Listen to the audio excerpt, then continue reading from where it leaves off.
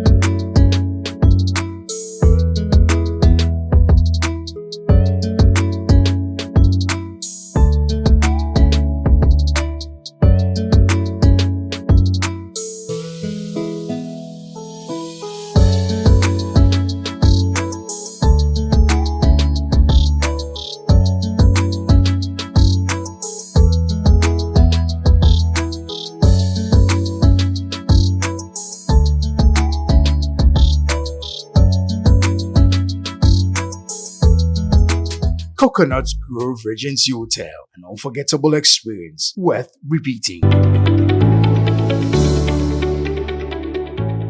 Hello and welcome back. You're still watching the CEO's Chair here on ATV. My name is Sneed Michaels. It's always a pleasure to have you on the show. Today, our guest is none other than Dr. Akwesi Achampon. He is the Chief Executive Officer of the International Maritime Hospital, and we are having a sit down at the hospital in Tema Community 3. We'll be talking to Doctor about his personal life and most importantly his journey to becoming the CEO of this prestigious hospital. We'll be talking a bit more about the International Maritime Hospital as well, to know some of the facilities they have here, some of the services they provide, and why I believe they are one of the ultra-modern complex or medical centers in the country. So stay tuned, don't go anywhere.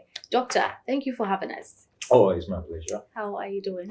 I'm great by His grace. Okay. Who is Dr. Achampon? Oh, it's a multi-million-dollar question. Yes. I'm just a simple guy, born and bred at Bakwai, Ashanti region. Okay. Went to school at Dumpasi Secondary School in Adansi. And after secondary school, I had opportunity. My father then was in US, Okay. New York. I went there immediately after secondary school. Okay. So is that why you had your training in medicine? Yes, I mean, medicine has been a long journey All right. for me. Before I left the shores of Ghana, that was 83, 84-ish. Ghana was tough, Mhm. so I decided that I need to do better for myself. Okay. And also trying as much as I can to help out, my siblings, so yes, America was the destination that I wanted to, because my father was there, as I stated, and I went there. Initially, my first work, I don't know if you want to go there. Mm-hmm. I was a delivery boy at the laundromat. Okay. I worked there for quite a few years. Okay. And I remember 84, I actually cried. It was a snowy day. The snow was above my knee. And I said to myself, no, this is not me. I have to go to school.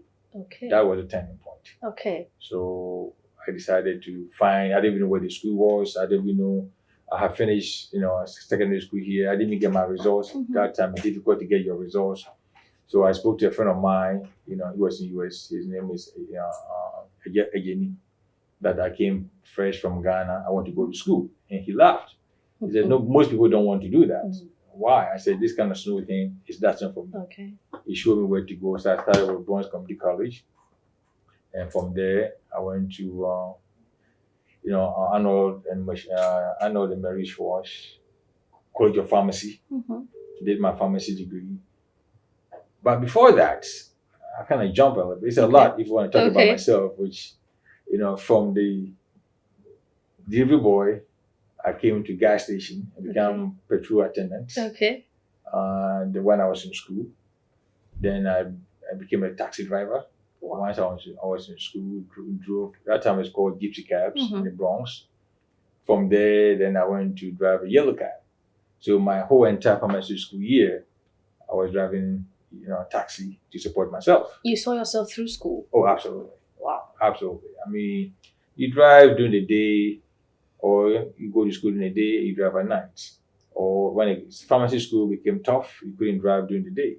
So you drive during the day and the weekends. So you rent a taxi actually from Friday night to Sunday night. Okay. And you can drive for 24 hours. It's a fact. With no sleep? Oh yes, you do sleep. Okay. I tell you when you sleep. When do you get to sleep? When you don't have any passenger or any no. fare? Yes, when you get no passenger, or this is what you do. You pick up a passenger from Manhattan. Okay. Or first of all, you go and join a hotel line. So you give your key to a person in front of you or a person behind you. You sleep in the back. Wow. And then he will move your car until it gets your turn to get a passenger. I see. So that's where you sleep. Wow. And then once you get a passenger, you go straight to the airport. If you're lucky, you go straight to the airport. Then you go join another line. So when you go and join another line, then you sleep again. And sleep because you rent the car for the whole weekend. You need to make your money. So these are the things that one has to do. Then finish pharmacy school, work for about 3 years. I said, no, this is not me. So pharmacy school was a good job. I was making good money. In fact, I moved to Ghana at that time, opened a pharmacy shop. I lost everything. So I decided to go back.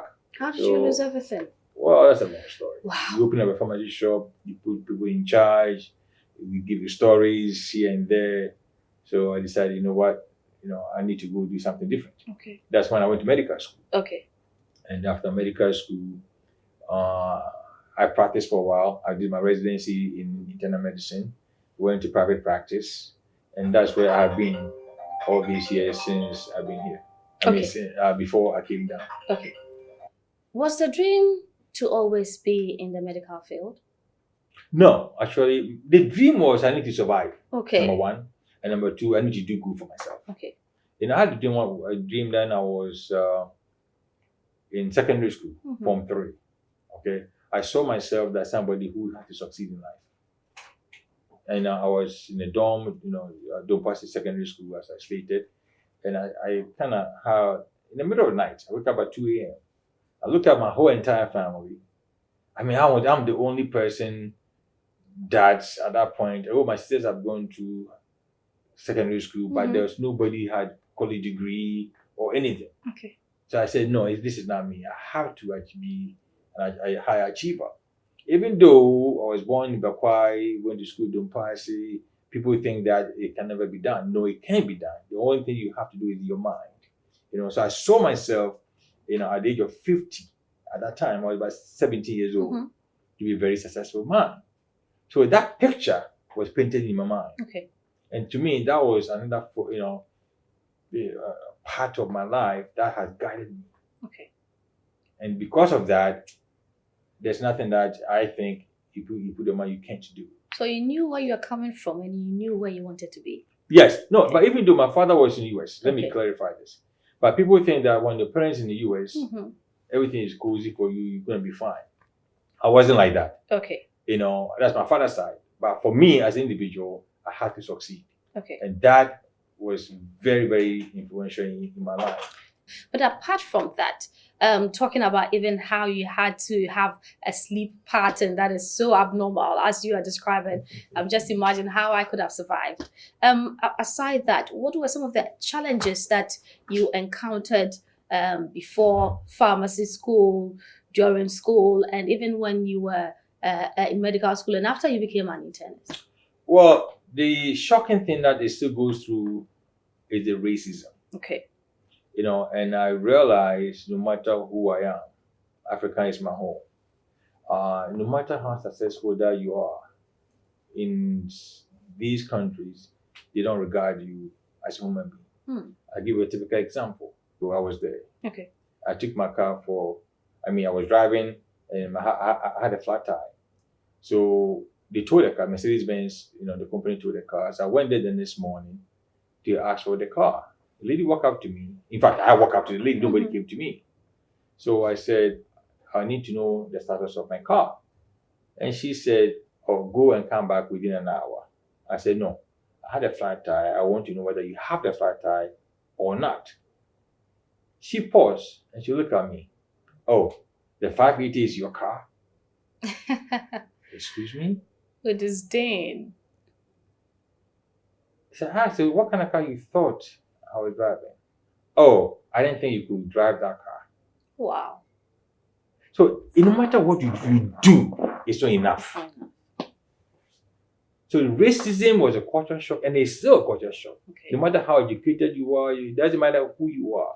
As a young or old black man, you just another black man on the street. That's a culture shock. The positive thing I must also say is that it gave me opportunity. That anything you want to be, or anybody you want to be, and whatever you want to be, yes, you can achieve it. And that is a part of our culture. That if we can do that, it's important. The can-do spirit? Can-do spirit. Okay.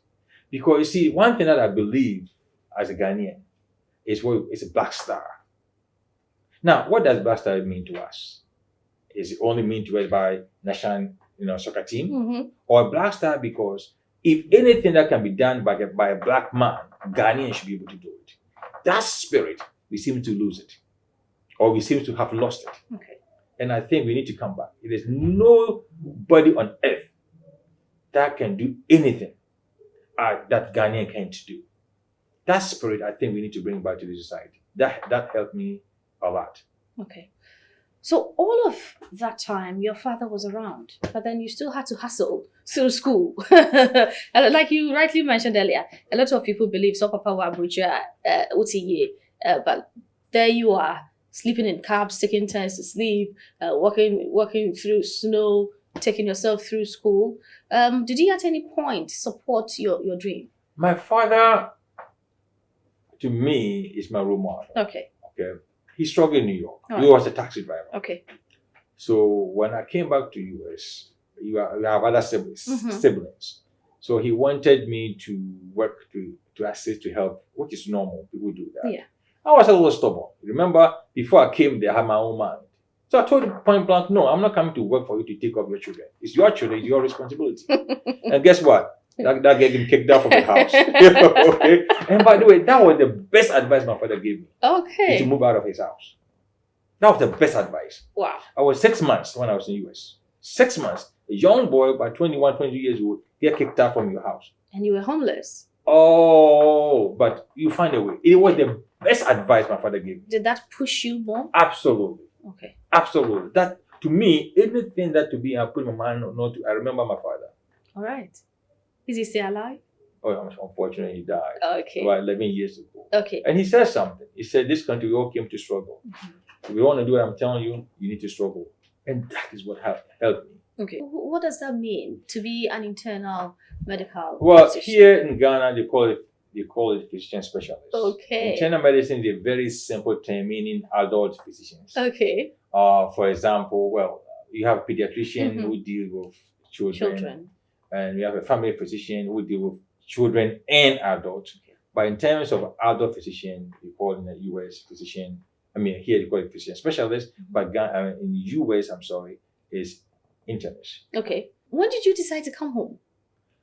It's always been my dream. Okay. to come home.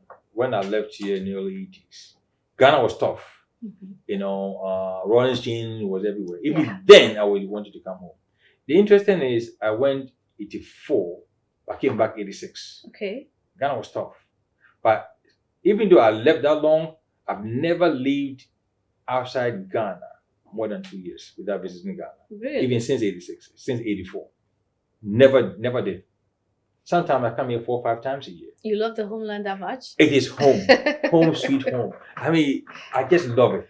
I can even come for even 2 or 3 days and go back. Okay. And I felt this is where I belong.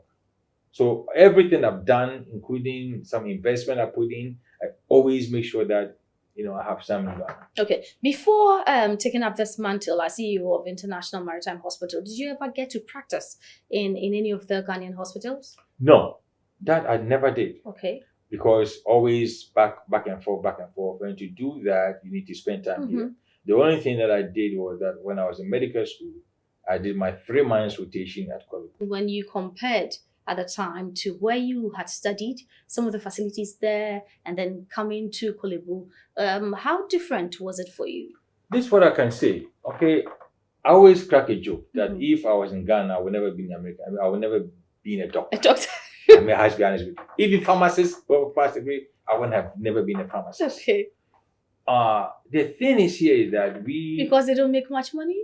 No, it has nothing to do with money. Right. Money is secondary. To me, money is secondary. Okay. Because Ghana here, the opportunities are not that many. And then many people are chasing the few opportunities. Unlike America, for example, it's what you can do. Opportunities are there, provided you want to. That's the difference. Okay. So the Ghanaian students are very smart, very brilliant. They know their stuff. But the equipment and the stuff that we had, even including study aids, if you have trouble with your course. I'll give an example. Okay. I finished secondary school here. When I went to US, my sister, the first few months, I couldn't understand anything that they were talking about. I walked up to the teacher. I said, "Can you help me?" So I have a Nigerian friend. After he finished, he came to me. "Oh, my brother, how you did now?" I said, "The English no." We couldn't understand it. We were struggling with it. And they saw that we were struggling with it. So they actually have a teacher for us. Okay. They took us from where we are or where we were, starting from our knowledge base, and built us up. Ghana here, we have time for you. They will fail you, or you fail, they'll leave you behind. These are the things that I think is different in the society. To me, in America, they believe everybody's smart. You just have to start me where my level is and bring me up. Okay. It takes a particular skill and some knowledge to be able to be a doctor and then manage as well. Yes. How did you get into the managerial aspect? I am jack of all trades. Okay. Okay. Anything I told you, anything I can do, or anything I set my mind to do it, I can do it. In the US, I don't even practice only medicine. I have 2 companies that I run. Yeah. I have my own company. One of them I built from scratch, from my living room. At the moment, I have over 200 employees, which I'm managing it. And at the same time, I was doing my work, So it's just a mindset, And again, these are the things that I was talking about when I was 17 years old at Dumpasi. I had in mind that I need to run 2 or 3 companies. And I prayed to God to give me the ability, to give me the wisdom, to do it. So you multitask, I think. And I think anybody who can handle it. Is there some iota of planning that needs to come into play as well? You need to plan, and see through the execution of that plan. You need to have a plan at every point in time. In as much as you have a dream, you have a focus, you should have a plan as to how you're going to achieve that dream. You don't have to have plan always. Okay. And you have to have plan once. All right. Okay, you don't have to change your plans. I'll give you an example. I told you earlier that I saw myself at the age of 50. So I had that picture in my mind. So I planned to 50 years old when I was about 15, 16, 17. So I have a short-term plan, which is 5 years, 15 years, or 20 years, or 5 years, whatever plan anybody will have, to attain the age that you want to, or the things you want to be, or who you want to be at 50. That was my guide. So if, for example, I'm 30 years old, I have 20 years left to be 50. I have to assess myself. Am I focused? In business, you people call it business plan. Okay, that's human being. We have to have a business plan on ourselves. You are who you are today, the decision you made 10 years ago. So if I want to be at 50, I don't have to wait to be 50 to make the decisions. The decisions that I'm making at 20 years or 30 years to be at 50. So it has to be a mental map, a guideline, a roadmap. This is my destination. And you have to have destination before you begin your trip. Most people or most companies don't have destination in their minds. So any wind that comes blows you. It's like flying a plane, the wind will blow you anywhere. Okay.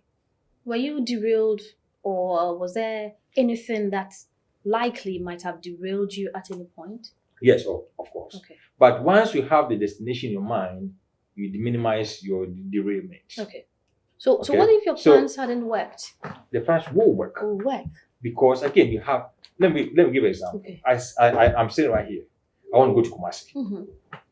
Okay. My destination first is to get to Kumasi. I know that. Okay. But I had to know when to get to Kumasi. Let's say I'll get to Kumasi tomorrow. That will make me to prepare. How do I get there? Okay. I can take a bus. I can drive. I can take a plane. Based on your destination, it will tell you. Now, if I want to take a bus, that way it's going to Takoradi. And I get to that bus. I'm on the bus.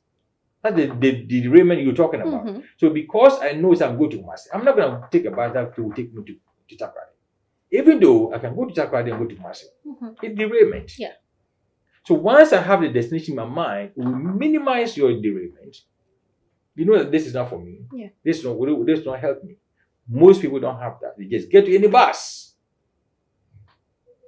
hoping to get to Kumasi. Do you see this a lot in our generation and even the younger ones? Oh, this generation is even worse. They have no idea whether it's a bus they're taking or a train they're taking or they're walking. They have no clue. I'm aware. We'll get you there. We surely will get you there. But that's what we are losing in our society. Okay. You know why? Because we are failing to advise our children. We are allowing them to be who they want to be, whatever they want to be, go to school if they want to go to school. No. Totally, I disagree. Have destination in your mind. I give an example. I want to go to London. How do I get to London? If I take a car, when I get to London, I need to know. I need to take a plane. If I want to take a plane, which airport am I going? I can go to Kumasi Airport. I can go to Tamale Airport. Am I going to get a plane to go to London? No. Or even, listen, if I go to Kotoka International Airport, I can get to London, but there's so many gates. Which gate is taking me there? In the gate also there's a plane. Which plane is taking me there? But my destination should be able to determine which airport I need to go, which plane ticket I need to buy, which plane I need to take. But once you don't have the destination, you are in the air. All right. So that is what we need to advise our children. My guest today is Dr. Akwesi Achampong, CEO of the International Maritime Hospital, and he is in our CEO's chair today. We take a quick break. We say thank you to our sponsors, and when we come back, we continue with our conversation.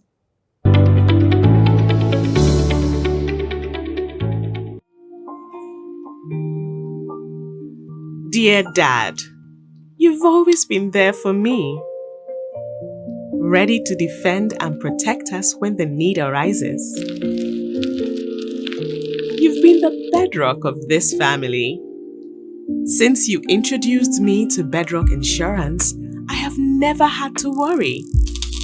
So now when I'm faced with challenges, I laugh because I know with Bedrock Insurance, I'll be fine. Bedrock Insurance. Visit us on www.bedrockinsurancegh.com or call us on 0302 962 350 or 0501 627 648. Bedrock Insurance, your true protector.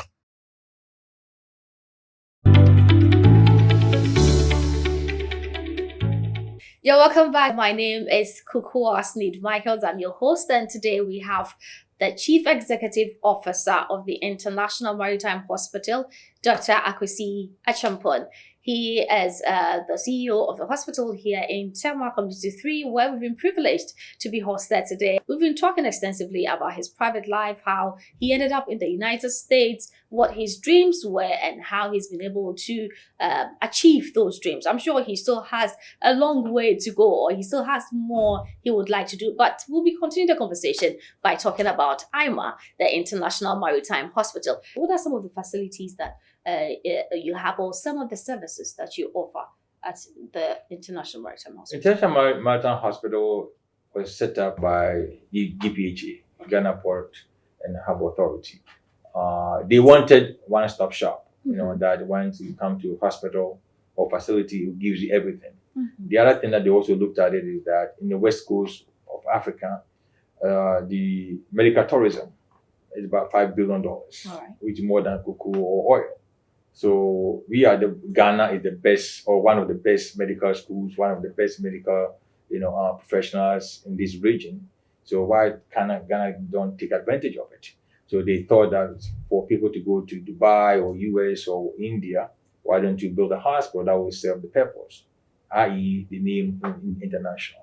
So they also were the international standard, that any hospital that you go into the whole world, the care will be the same.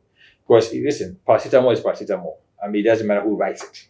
You see medication. So the difference is how the person communicates with you, how comfortable the person will make you, how relaxed the person will make you. Because once you go to a hospital, you are already nervous. So Imah put up this beautiful building. In terms of diagnostic, they're the best, the MRI is the best in the whole country. Not even the whole country. I've never even seen tests like 3, even US, which we have here. We have mammogram, CAT scan. And the most important place is the dialysis unit. Most hospitals I've seen, they have only 3-bed or 5-bed maximum. They are almost about 15 bed, 12 to 15 bed, the dialysis unit. So they built this place, to cater for people. The other thing that actually attracted me more is the helipad. I'm playing fanatics. It's the first thing I saw when I came here. I was like, oh, you have a helipad. Yeah, you have a helipad. I love planes. Okay. And I fly planes. Okay. So when I saw that, there's helipad, that attracted me. I said, wow, this is something that I love, and flying a plane is my thing. So why don't investigate? That's how motivated me. So when Imah came in, when COVID came in, Imah played a major role. That's also gave me attention. I used to post videos online in the US when we had no PPEs. So when I was searching about Ghana, how Ghana can take advantage of the knowledge US we are getting, I came across Imah. Okay. So I saw Imah was also doing an excellent job. So it's a facility, it's a one-stop shop, international standard. If I blindfold you now and I take you to any of the rooms and tell you that you are in the US or UK hospital, you believe it. Wow. That's how beautiful the hospital is. And UPH has done extremely well, to support it.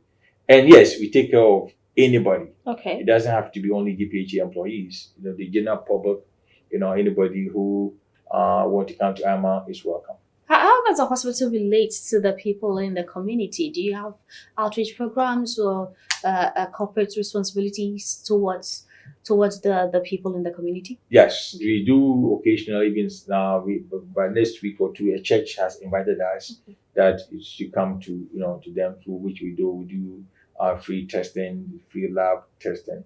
So yes, we do. I mean, we serve the community. We serve the Tema, metropolitan area, and we are one of the hospitals among here.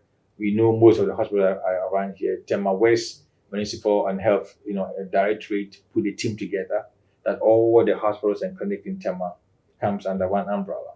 So we are deeply involved with what goes on in the community. But we want to extend beyond beyond Tema, to Ashama, to Pram. Well, we are the biggest hospital around this environment. So we just want to be the Kwalabus around, the UMGs around Tema. That is what we want to do. Even before then, do you get some referrals? Yes, we do get some referral from the neighboring hospitals or and clinics. We are here to collaborate and help each other. Okay. So yes, we do get referral, and we also provide certain things that they don't need. I mean that they don't have. For example, if they need an ambulance and the ambulance is not available or the ambulance is busy, we can also come and assist them. So we have a collaboration with the hospital around here. Okay, so let's talk about the hospital and how, since you took over, you've been able to maybe improve on some facilities, some stuff. The good thing is the hospital was built by a good company, DPHA. They support this facility. Okay. Anytime I have any difficulties, either financial or anything, I call DPHA. They always help me.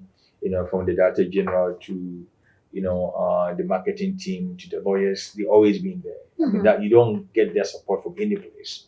Even my experience outside, they are there to support.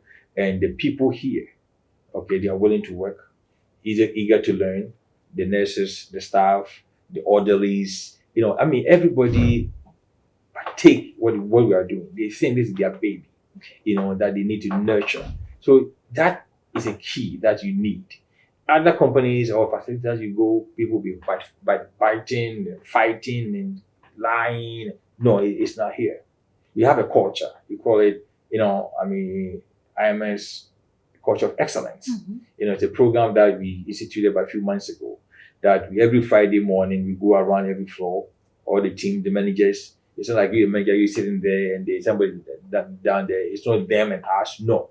Friday we go around, we speak to all employees, what are the issues on the floor, what are the, how patients be cared for, how you need to say thank you to your patient, which by the way, we don't call them patient anymore, they are our clients, but we provide them service. So all these things have been, well received, so I really appreciate the workers and I appreciate the GPH, and I also appreciate our patients that trust us. They can go to any hospital, but trust us to say, can you help us? Okay. And that is what IMA is different that we are promoting. The key thing is culture of excellence for caring for a patient.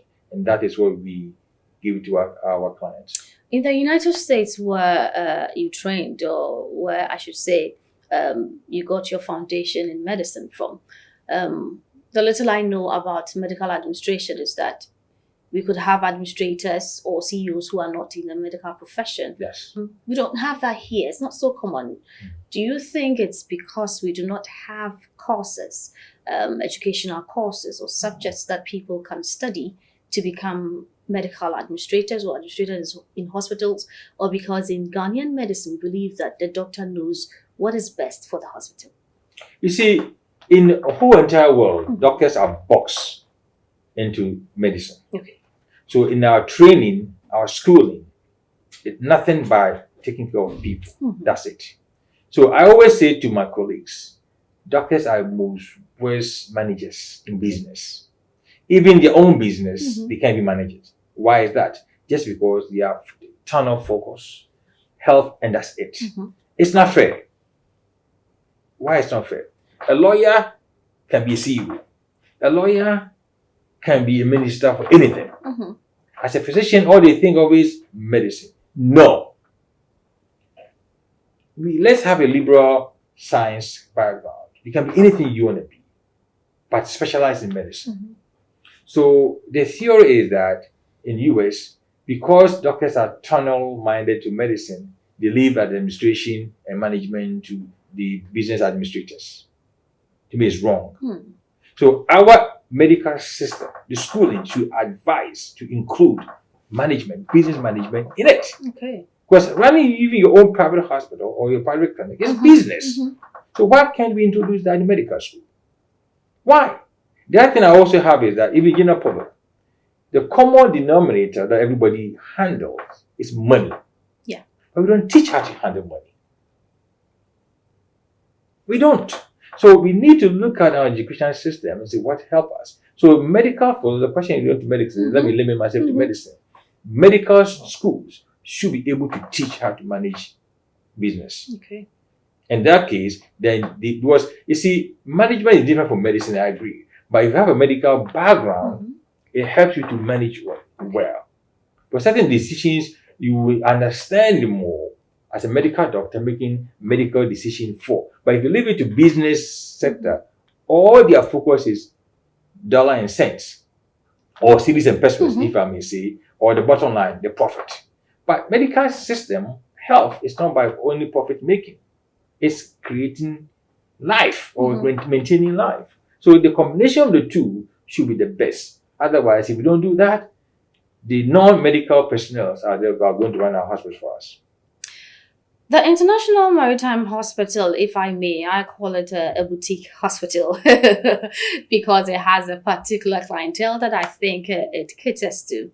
But then, how can we have similar excellence in medical care in the country or across the country without having them come off as boutique hospitals, boutique medical centers that the ordinary Ghanaian can afford, or even if it's subsidized by the National Health Insurance Scheme, it would be some form of quality health care. I mean, as opposed to the ones that we've been experiencing so far. Great customer service, great client relations, the ambience, the atmosphere, everything is great. I mean, some of the hospitals you go in, you get sicker. The doctors and the nurses that I've been meeting from International Maritime Hospital, I asked them, because they are always very excited. That's not so with some other doctors or medical officers in the rest of the country. How do you think we can achieve just a tiny bit of what Imah has achieved? You see, the most common thing our mind goes into is money. Yeah. Nothing, you don't need money to do anything. It's not money. Money has nothing to do with it. Okay. If I work here, or if I work in a facility, what do I deserve? Number one is respect. Whether I'm the orderly or I'm the CEO, in here, Imah, we teach people. The most important person at Imah is not the CEO. I can prove to you. CEO is the least respected person in any society.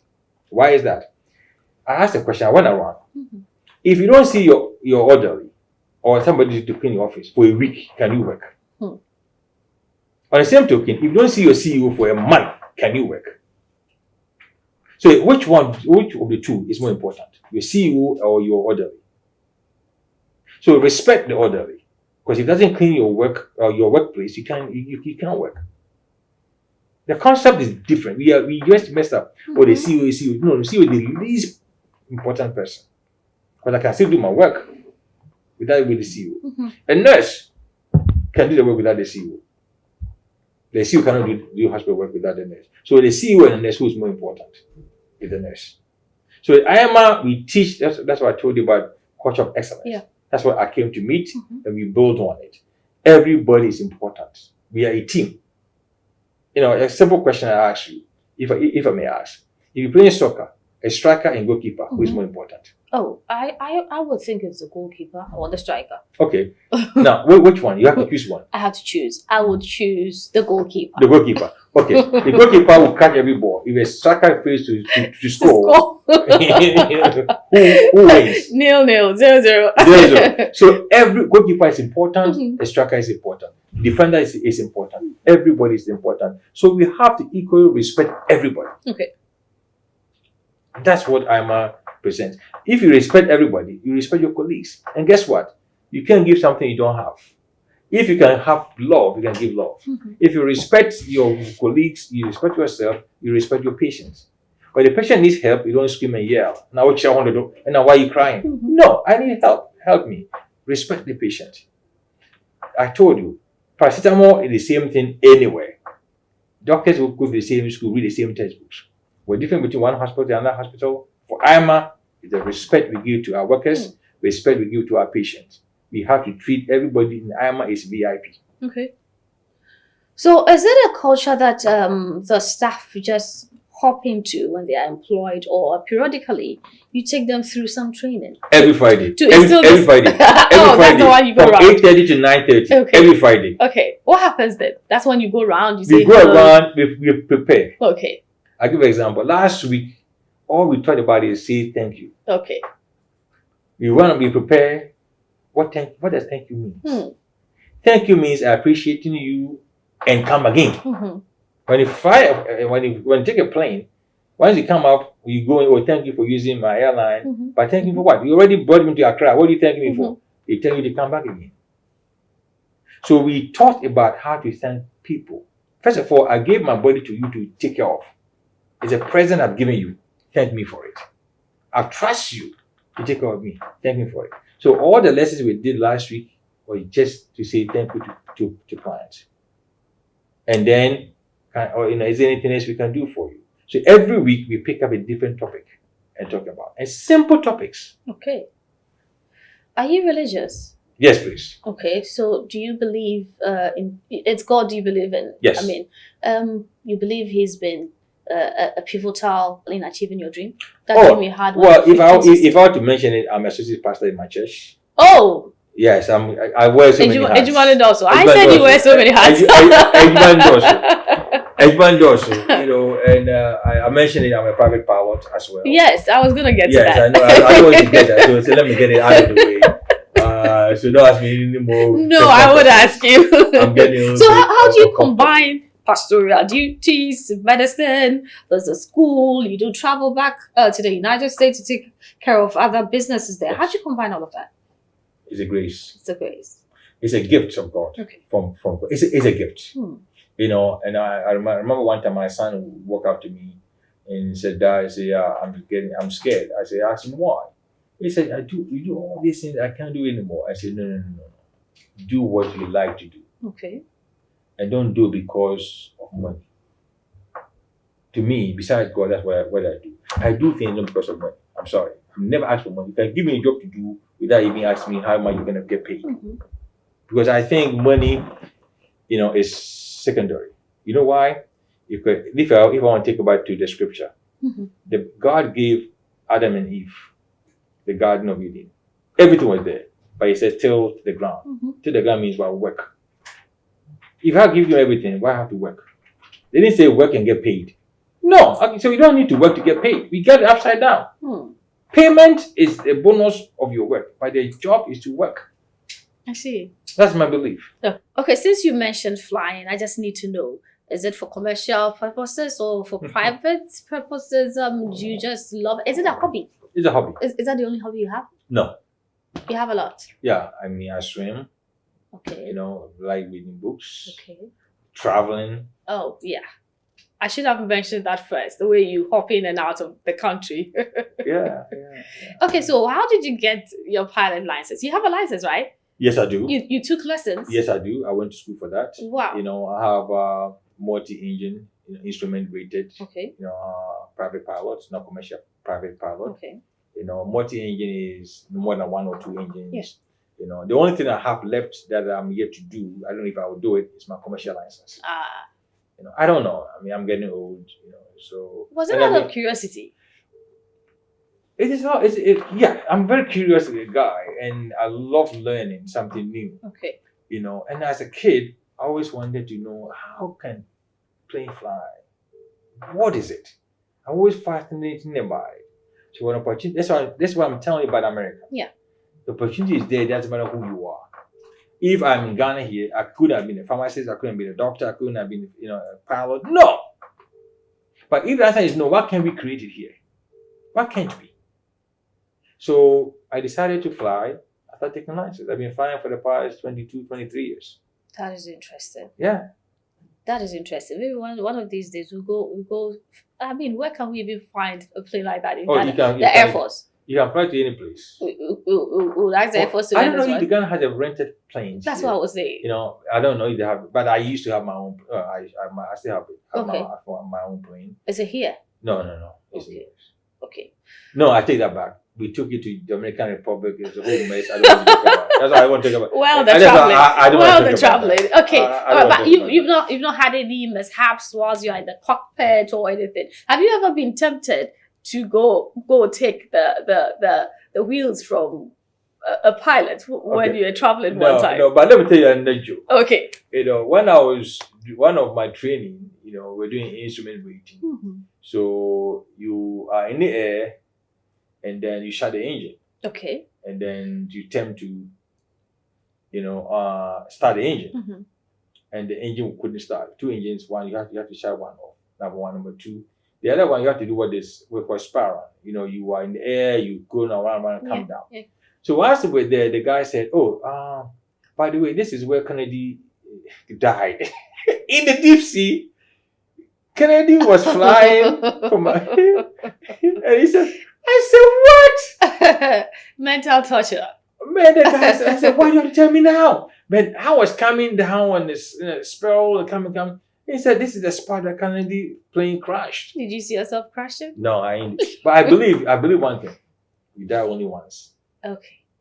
That's sincerely, you die only once. So death is not part of me. You sound very adventurous anyway. Are you adventurous? I don't know if I am. Really? No, I don't. Me crazy, crashing. I have this so I can crash. Let's go home a little. I don't say. But quiet. But quiet. Okay. And see, what have you done back at home? Whoa! I hope my Baka people are not listening. They say I haven't done nothing there. What I did over the years is bring doctors and nurses, to not only Baka other places, but Baka is home to me. Yeah. And every time I get opportunity to go there, mingle with the people. I think I can do more if I have the opportunity. The sad thing, which I don't know if I can say it, is that the school that I have here, I wanted to build it there. Okay. So I occupy a land, at Bakwai, but the chiefs and this and that, I don't know if that would be I'll be successful there. Wow. That I spent over $100,000. That to me is the saddest thing. With all of the back and forth. It's the saddest thing. I felt I wanted to do it there. I ended up getting a land at Effienia to do the school there. But I wanted to build at Bakwai. By the chiefs. Most of the time, we tell people in the diaspora, people who haven't been home in a while, but we see that they are successful there. Do you think this is one of the reasons why a lot of them are not coming home? The frustration. Yeah. Yes, absolutely. The land system is a mess. If I can speak to the powers that be, we need to fix our land system. I bought another land at Botiano. 24 plots. I end up having only 7 out of 24 plots. Encroaches? Land guards? Encroaches, land guards. That land I paid for 3 times. 3 times with 3 chiefs. Yet I got only 7 out of 24. Wow. I mean, you pump all your money in the system, and then what? It looks like the land law doesn't work. We allow the chiefs to do whatever they want to do. What can I say?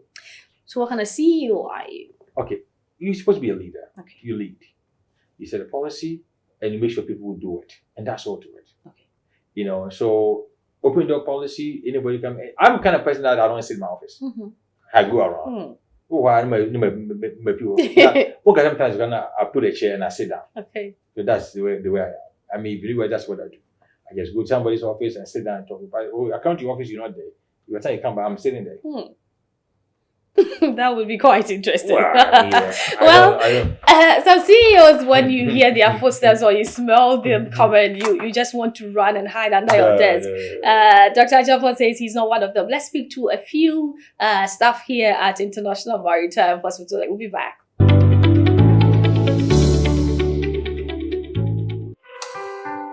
Have you thought of the individual who suddenly couldn't work again because of permanent disability? Don't worry over that. Asta Life Legacy Policy is there to support you with your monthly income. Are you fed up with unexpected contribution towards funerals as a group member? Don't worry over that. Asta Life Group Policies will do that just for you. From sunrise to sunset, Asta Life stands by you. With claims paid promptly, all you have to do is to relax, smile, and think future. Asta Life. Think future.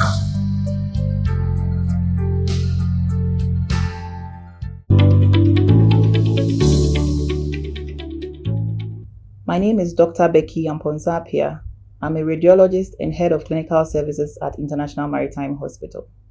Here at Imah, all our doctors believe in providing clinical service excellence.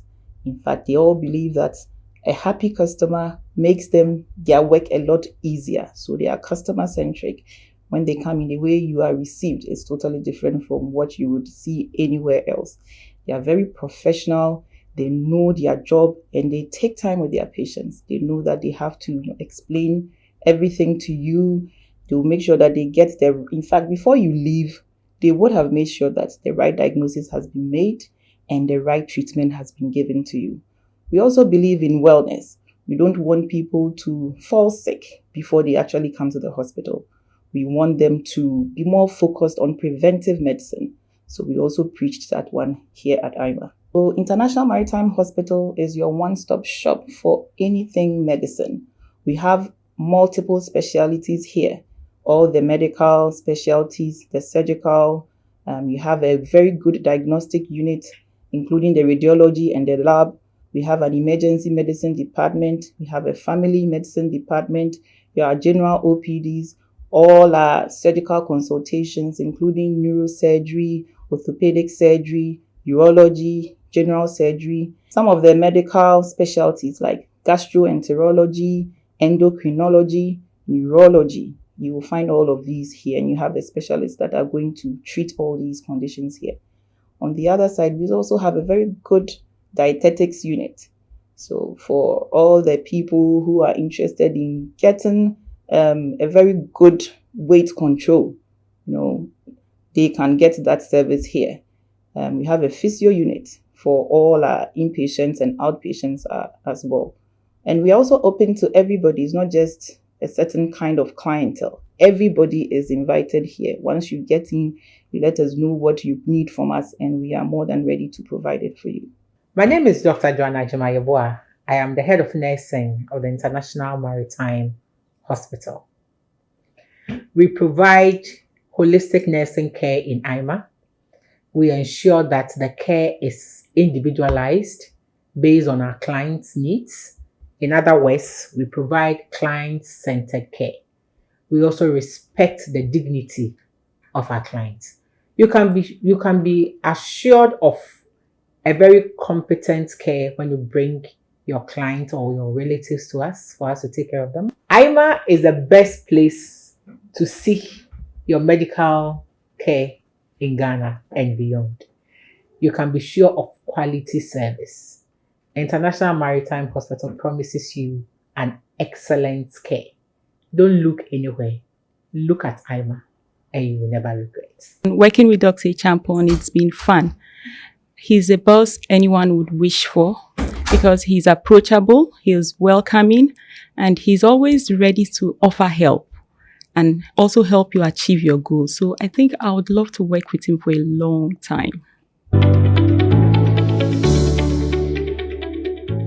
You heard it from some staff here at the International Maritime Hospital, some of their experiences with the Chief Executive Officer of Imah, Dr. Akwesi Achampon. We are just about wrapping up, and so we'll just let Dr. tell us his final words. One of the objectives of this program is to inspire the younger generation, but even before we got here, to ask you to give some words of motivation or some advice. Every point in the conversation, you've been throwing some golden nuggets here and there. But before we go, with all of your experiences, starting from how you had a dream, how you had to work towards achieving that dream, being here, and I believe you still have a lot more things you would like to do. What would you say to this younger generation, especially for people who would like to be their own CEOs? But three things I would say. One, believe God. Okay. Number two, believe within yourself that you can do all things. Okay. And number three, set goals. Okay. Or have a destination in mind. Once you believe God and you believe that you can do whatever you set your mind to, and you set a target, you set a goal, you can achieve anything. Okay. And there's no white man or yellow man smarter than you. No. What they have that you don't have is maybe opportunity. But guess what? You can create your own opportunity. And you can create it. Doesn't matter where you live. You can create your opportunity. It may be difficult, but you can still do it. Okay. Well, our destination today was the International Maritime Hospital, and we've had a great conversation, quite inspiring, I should say, with the Chief Executive Officer, Dr. Akwesi Afriye Achampon, and he's been very warm welcoming, and we've had a great time here. I believe you have as well. Our next destination definitely will be next week on the next episode, and then we'll be telling you who will be the next Chief Executive Officer, the next CEO to sit in our CEO's chair. Until then, my name is Kukua Sneed Michaels. Thank you very much to Coconut Grove Hotels, the Regency here in Accra, and thank you for being with us through this whole episode. We'll see you again next week. Bye-bye.